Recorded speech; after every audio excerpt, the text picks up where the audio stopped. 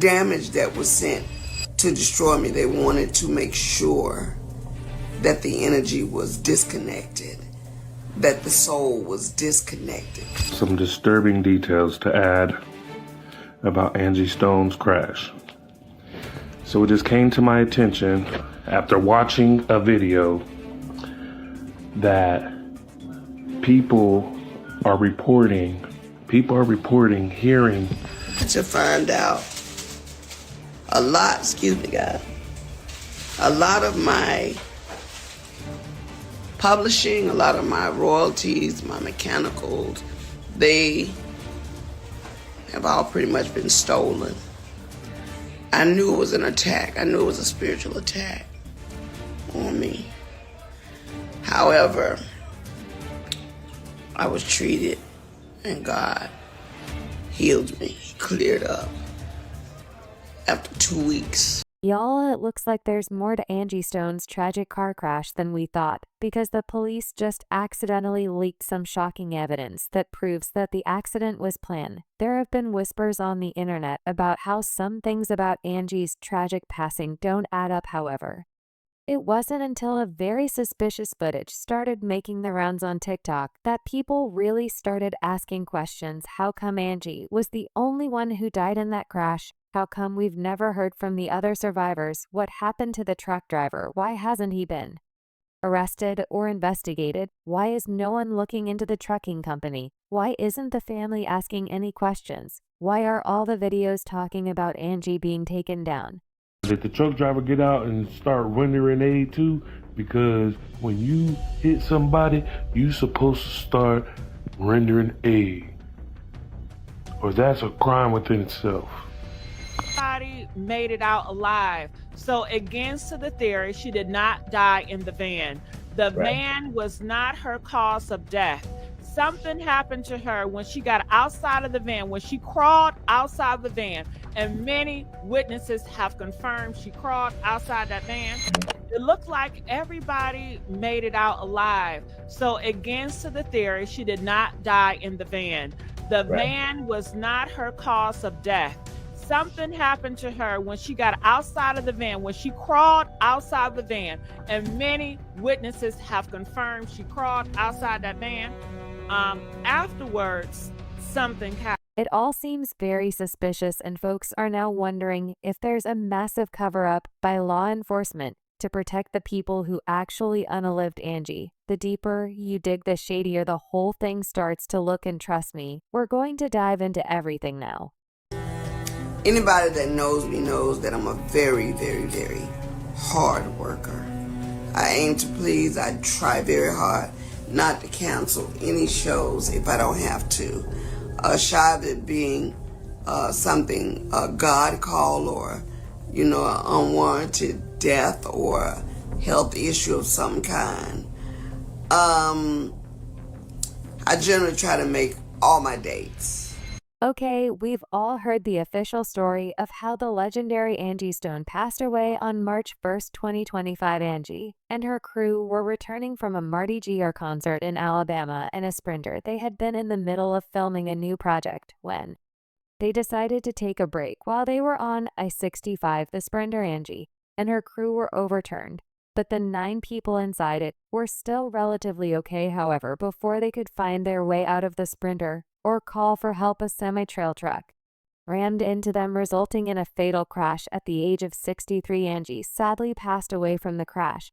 She was the only casualty, yet first people seemed to just accept the fact that she passed away due to the crash. However, it didn't take long for people to start connecting the dots and asking questions. In one of her last posts on IG, Angie left this eerie message: I've just discovered something that's been hidden in the dark for too long. My publishing was stolen, and guess what? I know exactly who did it.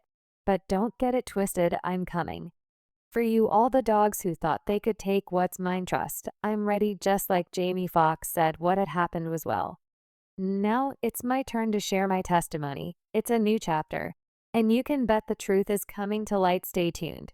She didn't come out, she didn't stop it, she didn't expose it, but I'm hearing secretly they just asked her, can you not put all the videos out, please? And I hear that same lady, she is getting her lawyers and she's getting her people together. They said this trucking company has a bad reputation of doing people wrong. They said this is the same trucking company that hit Tracy Morgan, and Tracy Morgan, I guess, sued the truck or the insurance company over $90 million.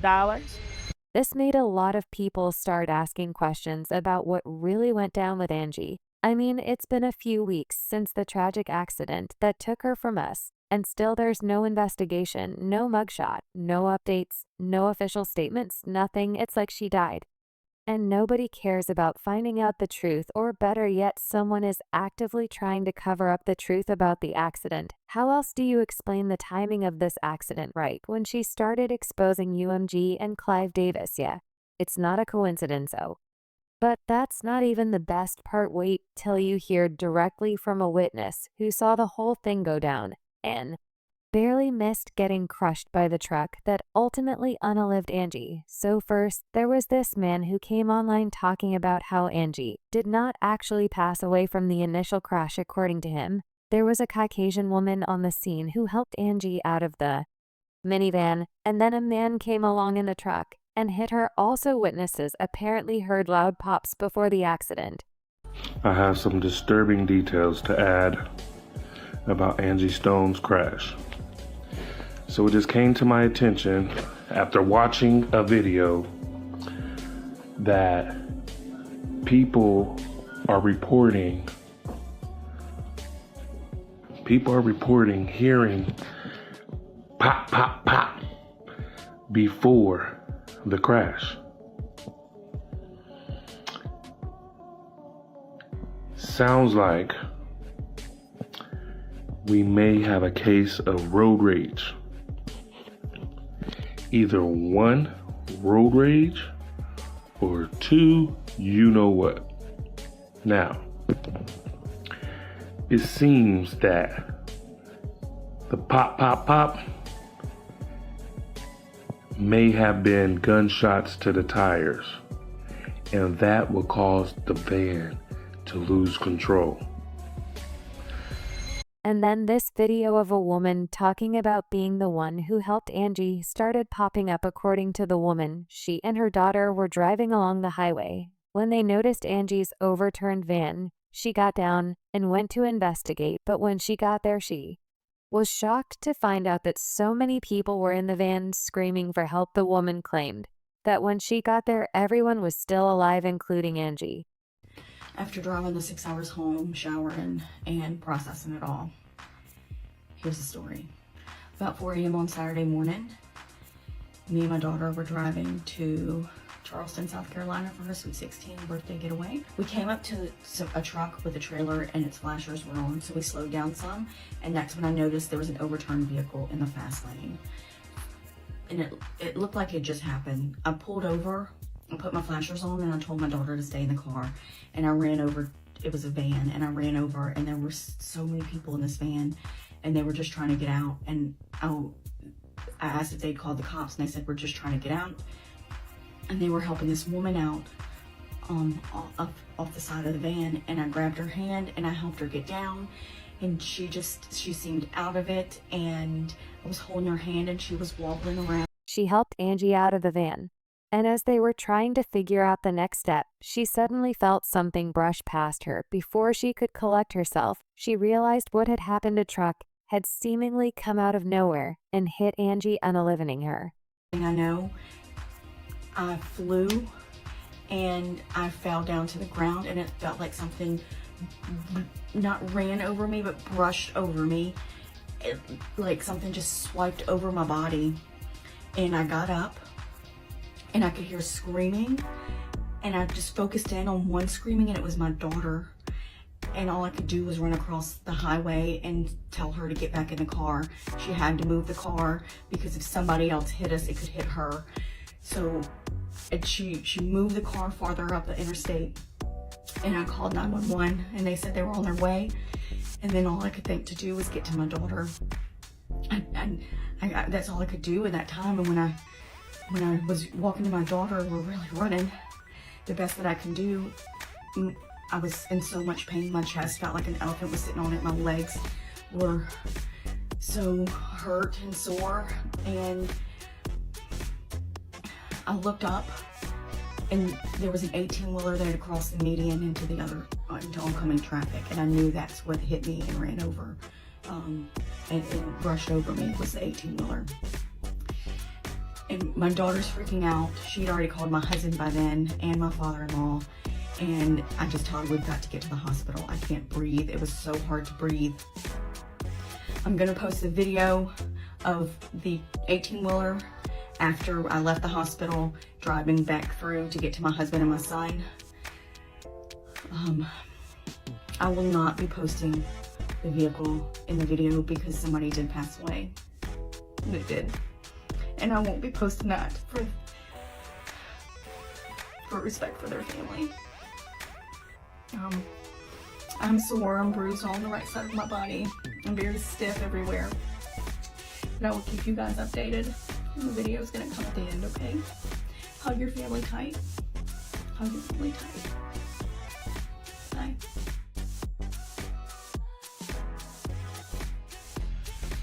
According to the woman, the 18-wheeler had no business being at that intersection at that time, so logistically speaking, the accident didn't make sense. But here's the creepy part: allegedly, there's a recording of the accident from the camera. That's usually on these long-distance trucks. The camera would have picked up everything, showing exactly how the accident happened. According to sources, the accident footage was initially uploaded online.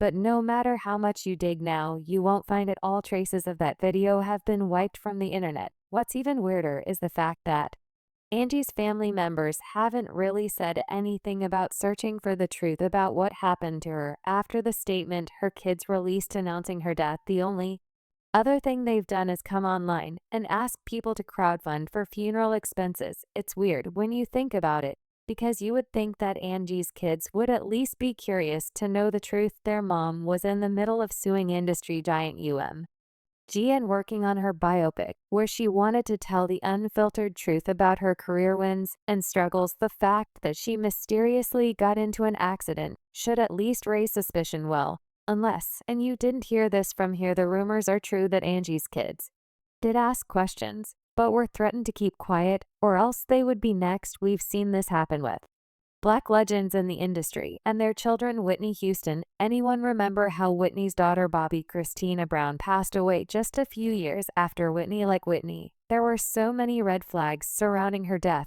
The initial autopsy found no obvious underlying cause of death and no significant injuries. She was definitely tested for drugs and alcohol during that first autopsy, and they apparently didn't find anything wrong with her.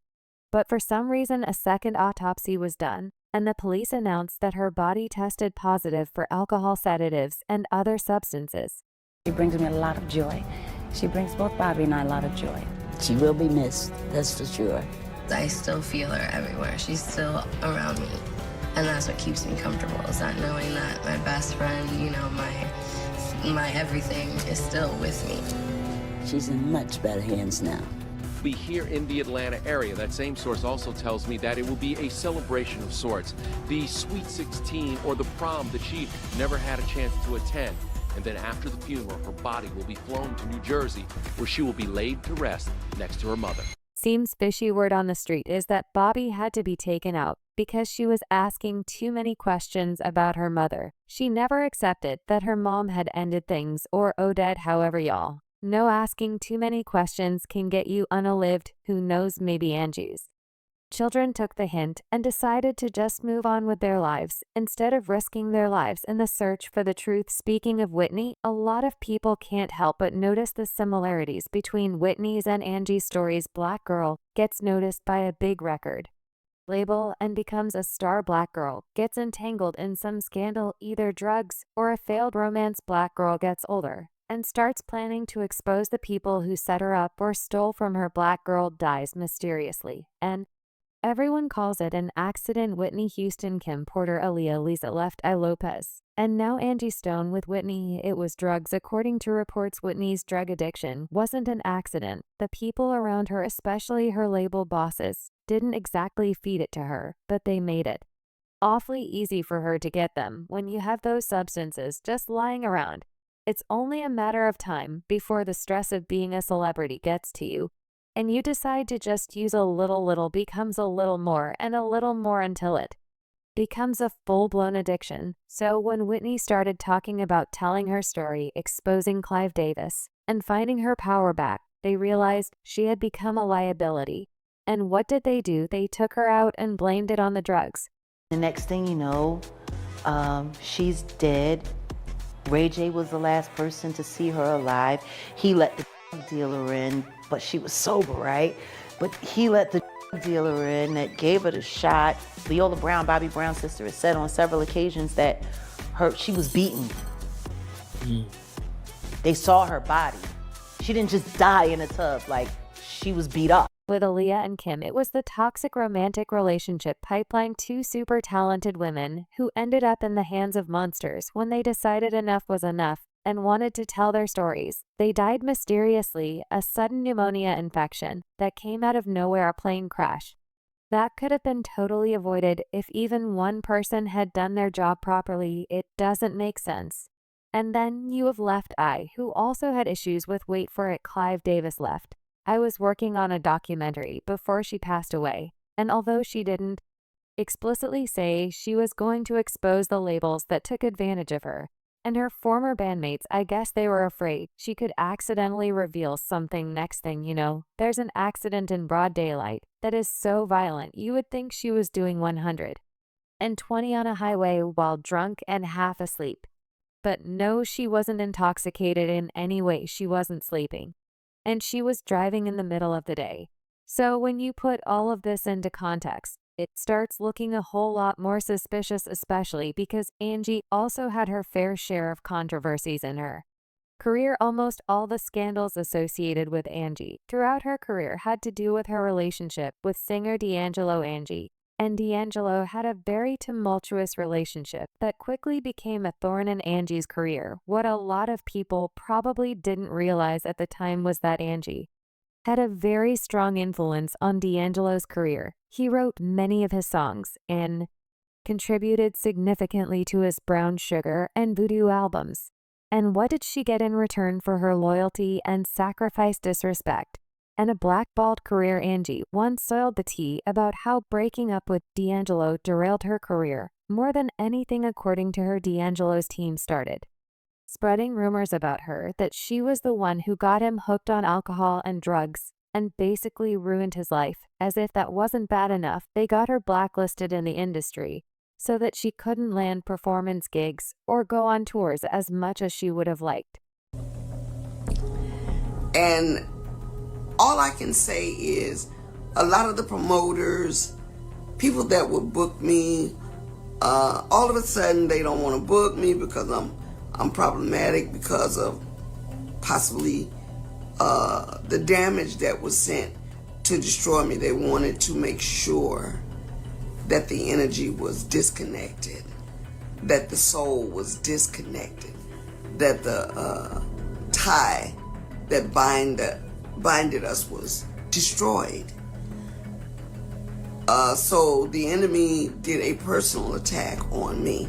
So there I was fighting tooth and nail to at least maintain my stability in the industry. No filter. The truth is that Angie's impact on the neo-soul and R&B genres, even if she never got recognized the way she should have been, this is part of the reason why Angie was fighting UMG so hard in the last few weeks before she passed away. Angie took to her social media to spill all the tea about how UMG had been stealing from her for years. All the royalties and payments she was supposed to collect over the years never got to her. But that's not all, according to Angie Olive.